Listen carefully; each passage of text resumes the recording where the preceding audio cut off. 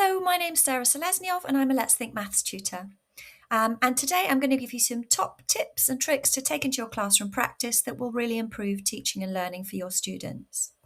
Let's Think is a pedagogical approach that's proven to raise attainment for children at all achievement levels and of all ages, and there are decades of research to back that up.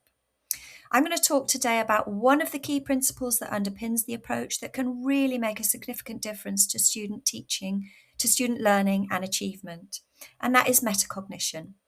We know from wider research that in a metacognitive classroom environment, the students or children will learn an additional 8 months worth of value in a year, according to research from the Education Endowment Foundation. So it's a very powerful and small change to your practice that can really make a big difference. If you want to introduce metacognition very simply into your classroom repertoire, think about using the ends of lessons as reflection time.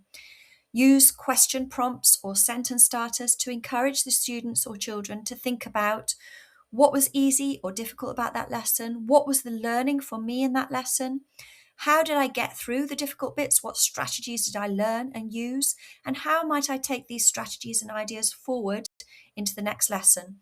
What are the things I need to learn next or want to develop more of?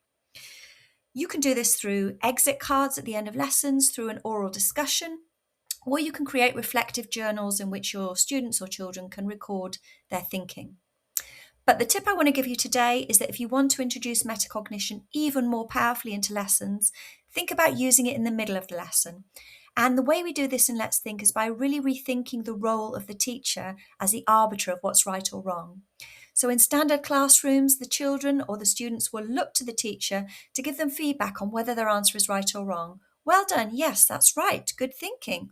Or, not so sure, can we think again? Have another go. And in a Let's Think classroom, we encourage the teachers not to do this, but to remain neutral. Instead of judging, to say, interesting, what do other people think about that? Do other people think that's right? Might there be a better way of doing it?